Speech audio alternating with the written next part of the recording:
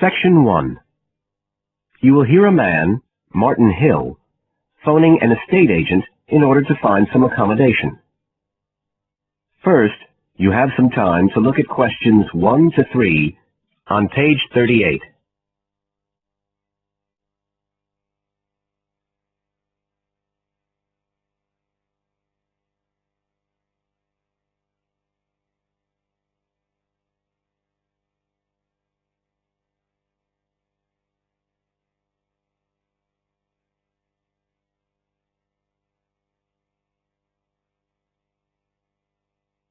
You will see that there is an example which has been done for you.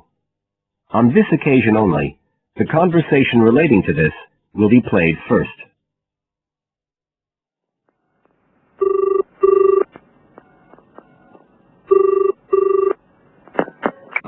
Hello, Brindle's estate agent here. How may I help you? Oh, good morning. I'm ringing to see what flats you have for rent at the moment. Right. Martin wants to rent a flat, so B has been circled as the answer. Now we shall begin. You should answer the questions as you listen, because you will not hear the recording a second time. Listen carefully and answer questions 1 to 3.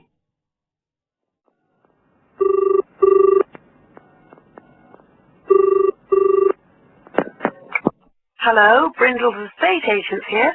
How may I help you? Oh, good morning. I'm ringing to see what flats you have for rent at the moment. Right. Can I start by just taking your name, Mr. Hill. Martin Hill. Right. And are you looking for a flat for yourself or, a family, perhaps? Well, it's for 3 of us, myself and 2 friends. We're going to share together. I see. What about employment? Are you all students? Oh no, we've all got full-time jobs. 2 of us work in the central bank, that's Chris and me, and Phil, that's the other one, is working for Hallam Cars, you know, at the factory about 2 miles out of town. I'll put you down as young professionals then. And I suppose you'll be looking for somewhere with 3 bedrooms? Yeah, at least 3. But actually, we'd rather have a 4th room as well, if we can afford it, for friends staying over and stuff. Is that with a living room to share, plus kitchen and bathroom? Yeah, that sounds good. But we must have a bathroom with a shower. We don't mind about having a bath, but the shower's crucial. Okay, I'll just key that in. And are you interested in any particular area? Well, the city centre would be good for me and Chris, so that's our first preference. But we'd consider anything in the west suburbs as well, really. Actually, for Phil, that'd be better, but he knows he's outnumbered. But we aren't interested in the north or the east of the city. Okay, I'm just getting up all the flats on our books. Now you have some time to look at questions 4 to 10 on page 39.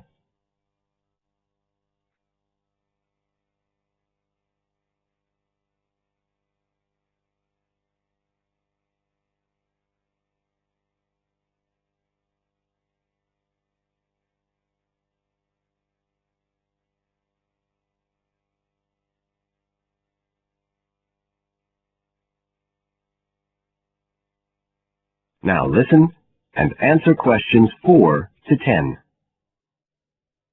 Just looking at this list here, I'm afraid there are only 2 that might interest you. Do you want the details?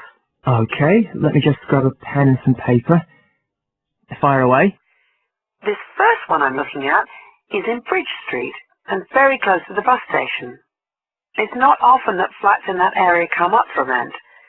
This one's got 3 bedrooms, a bathroom and kitchen, of course, and a very big living room. That sounds a good size for you. So what about the rent? How much is it a month? The good news is that it's only £450 a month. Rents in that area usually reach up to $650 a month, but the landlord obviously wants to get a tenant quickly. Yeah, it sounds like a bit of a bargain. What about transport for Phil? Well, there'll be plenty of buses, so no problem for him to use public transport. But unfortunately there isn't a shower in the flat. And that location is likely to be noisy, of course. Okay. What about the other place? Let's see. Oh, yes. Well, this one is in a really nice location, on Hills Avenue. I'm sure you know it. This looks like something a bit special. It's got 4 big bedrooms and, there's a big living room.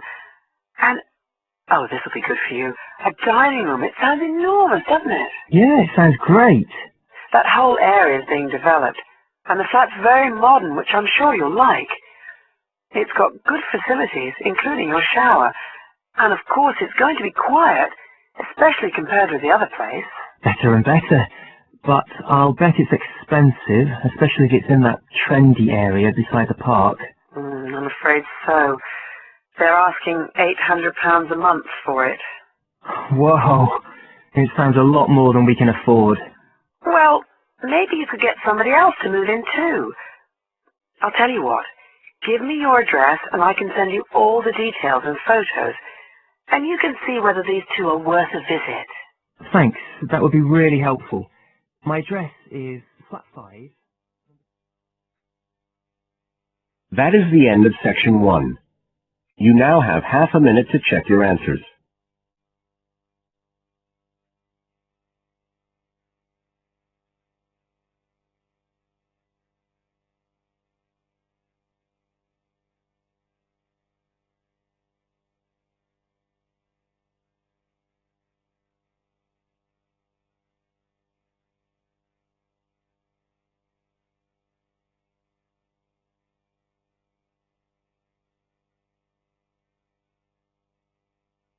Now turn to section 2 on page 40.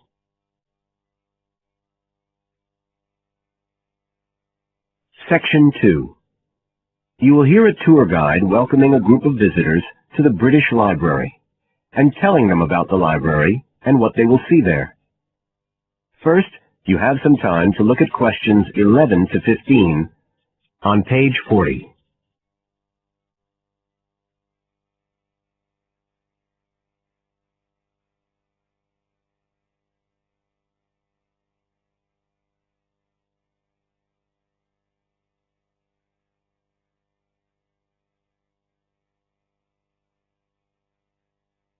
Now listen carefully and answer questions 11 to 15. Good afternoon, ladies and gentlemen, and welcome to your very own tour of the British Library on this lovely afternoon. My name is Tony Walters, and I'm your guide for today. Could I please see your tickets for the guided tour? I'd also like to remind you that any tickets bought today do not include a visit to the reading rooms. I'm afraid we don't do visits on Fridays, or any weekday during working hours, so as not to disturb the readers. But if you do want to see those rooms, the only day there are tours is on Sundays. So, I don't want anyone to be disappointed about that today. Okay? Thank you. Right, we'll start with a brief introduction.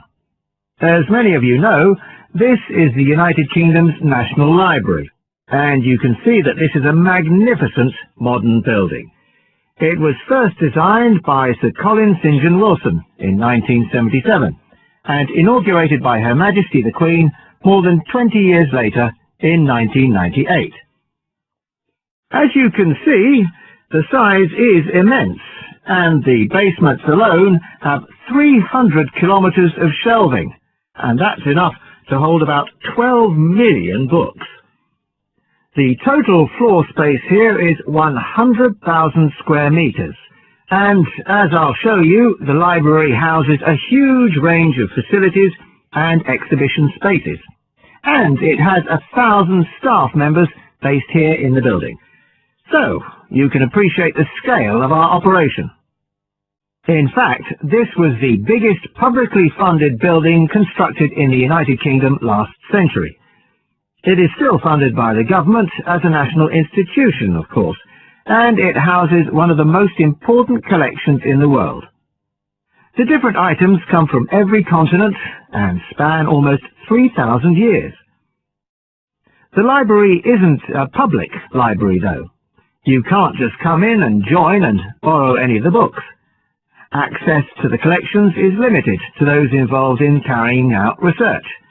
So it's really a huge reference library for that purpose, and anyone who wants to consult any materials that are kept here can formally apply to use the library reading rooms.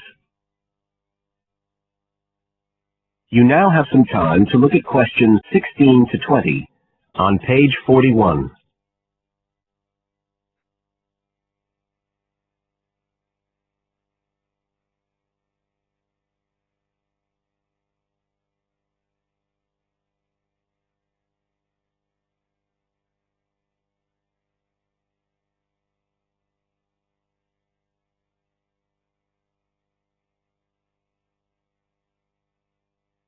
Now listen and answer questions 16 to 20. Right, well, here we are, standing at the meeting point on the lower ground floor, just to the right of the main entrance.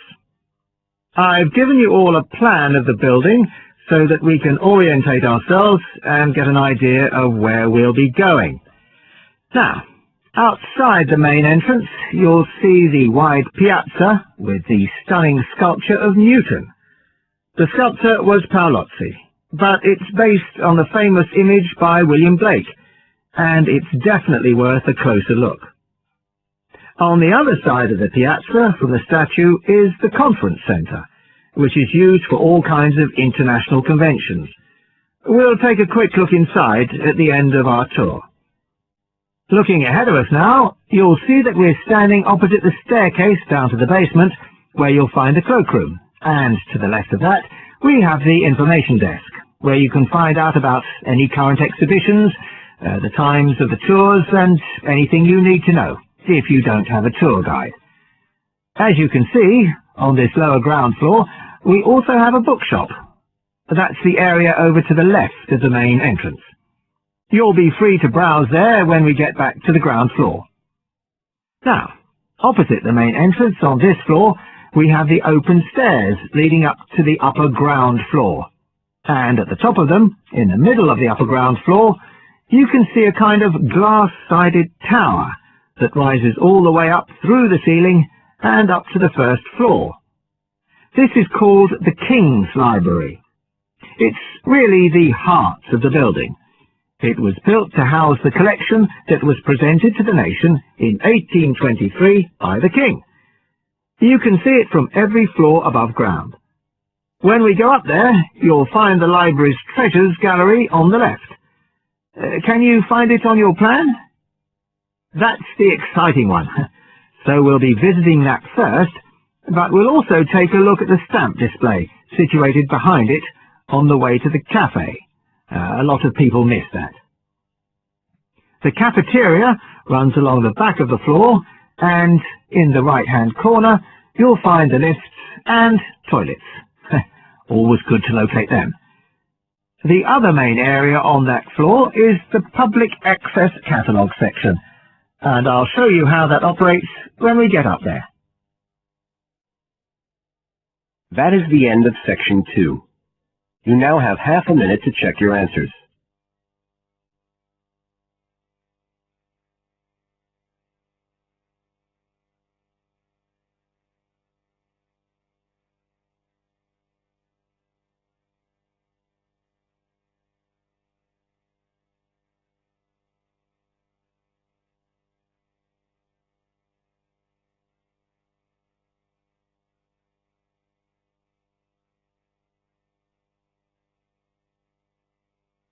Now turn to section 3 on page 42.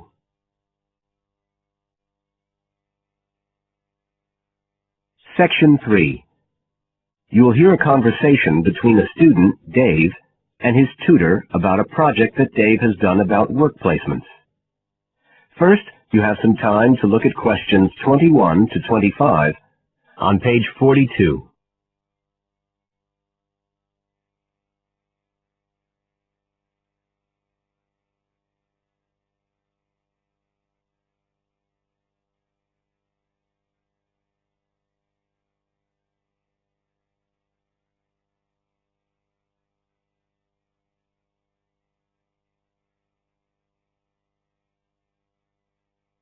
Now listen carefully and answer questions 21 to 25.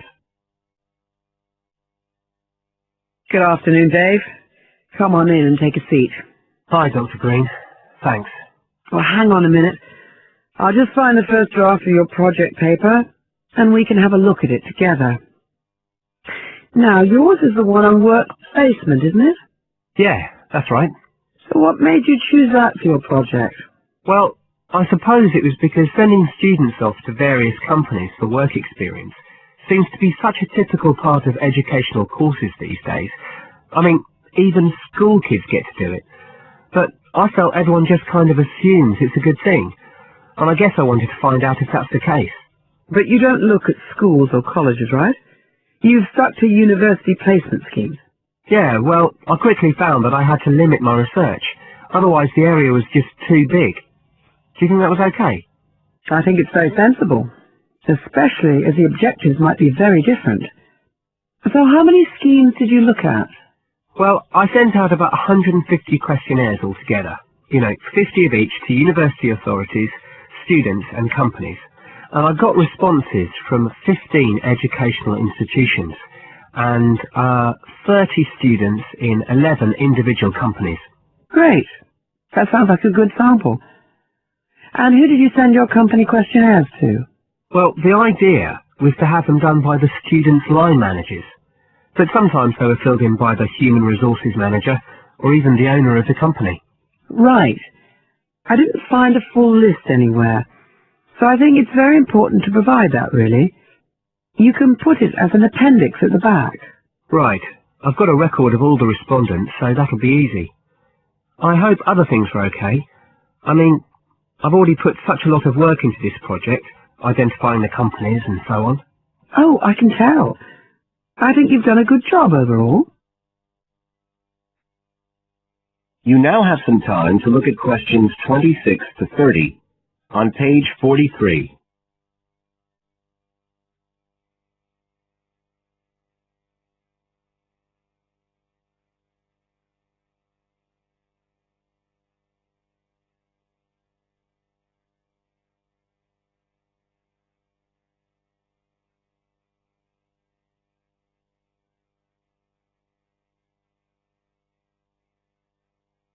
Now listen and answer questions 26 to 30.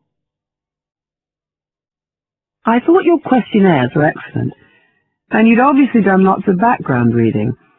But there were a few problems with the introduction.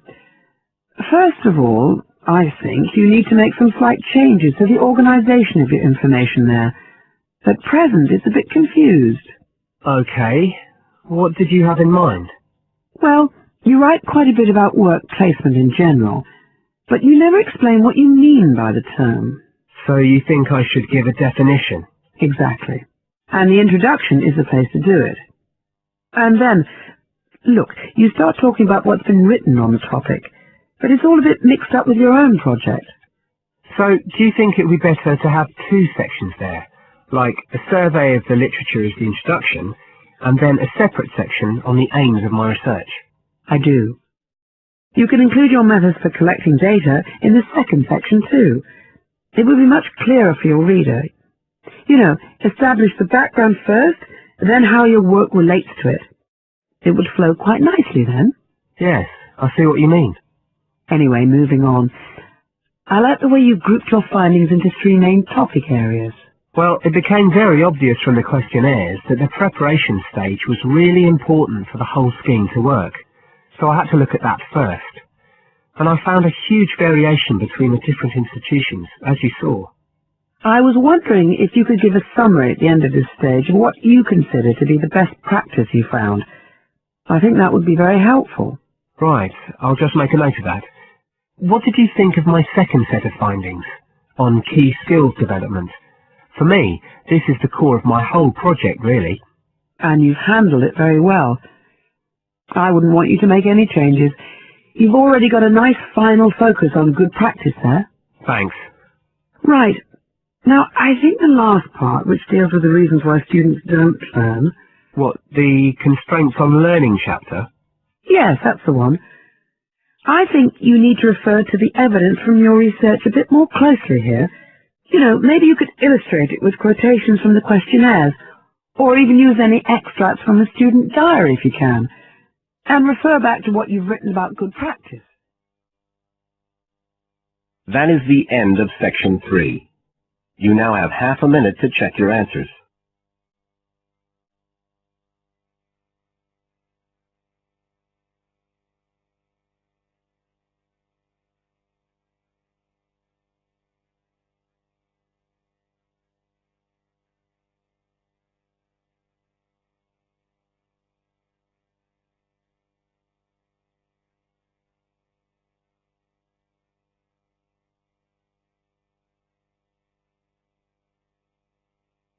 Now turn to section 4 on page 44.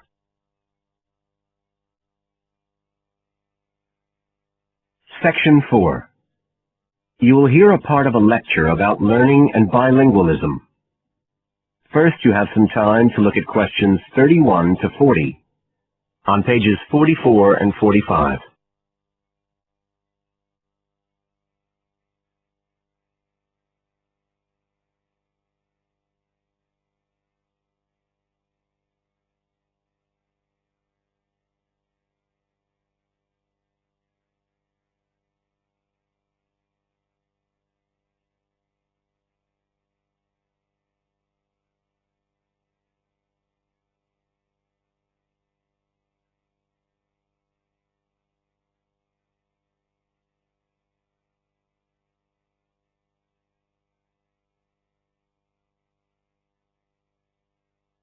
Now listen carefully and answer questions 31 to 40. When we look at theories of education and learning, we see a constant shifting of views as established theories are questioned and refined or even replaced, and we can see this very clearly in the way that attitudes towards bilingualism have changed. Let's start with a definition of bilingualism, and for our purposes today, we can say it's the ability to communicate with the same degree of proficiency in at least 2 languages.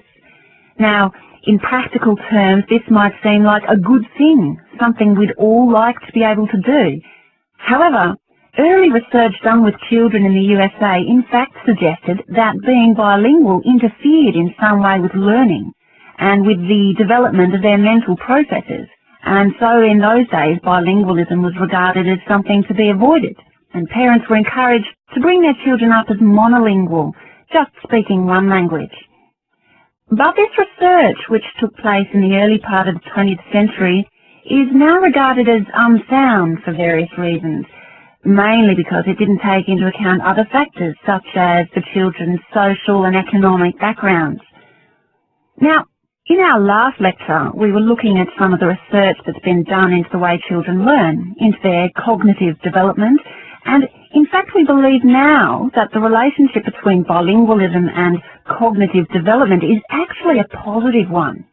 It turns out that cognitive skills such as problem solving, which don't seem at first glance to have anything to do with how many languages you speak, are better among bilingual children than monolingual ones. And quite recently, there's been some very interesting work done by Ellen Bialystok at York University in Canada.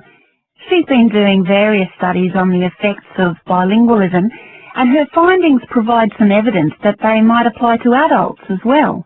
They're not just restricted to children.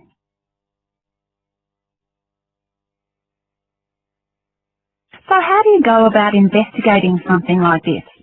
Well, Dr. Bialystok used groups of monolingual and bilingual subjects aged from 30 right up to 88. For one experiment, she used a computer program which displayed either a red or a blue square on the screen. The coloured square could come up on either the left-hand or the right-hand side of the screen. If the square was blue, the subject had to press the left shift key on the keyboard, and if the square was red, they had to press the right shift key. So they didn't have to react at all to the actual position of the square on the screen, just to the colour they saw. And she measured the subject's reaction times by recording how long it took them to press the shift key and how often they got it right. What she was particularly interested in was whether it took the subject longer to react when a square lit up on one side of the screen, say the left, and the subject had to press the shift key on the right-hand side. She'd expected that it would take more processing time than if a square lit up on the left and the candidates had to press a left key. This was because of a phenomenon known as the Simon effect, where basically the brain gets a bit confused because of conflicting demands being made on it. In this case, seeing something on the right and having to react on the left. And this causes a person's reaction times to slow down. The results of the experiment showed that the bilingual subjects responded more quickly than the monolingual ones. That was true both when the squares were on the correct side of the screen, so to speak, and even more so when they were not. So bilingual people were better able to deal with the Simon effect than the monolingual ones. So what's the explanation for this? Well, the results of the experiment suggest that bilingual people are better at ignoring information which is irrelevant to the task in hand and just concentrating on what's important. One suggestion given by Dr. Bialystok was that it might be because someone who speaks two languages can suppress the activity of parts of the brain when it isn't needed. In particular, the part that processes whichever language isn't being used at that particular time. Well, she then went on to investigate that with a second experiment. But again, the bilingual group performed better. And what was particularly interesting, and this is, I think, why the experiments have received so much publicity, is that in all cases, the performance gap between monolinguals and bilinguals actually increased with age, which suggests that bilingualism protects the mind against decline. So in some way, the lifelong experience of managing two languages may prevent some of the negative effects of aging. So that's a very different story from the early research. So what are the implications of this for education? That is the end of section 4. You now have half a minute to check your answers.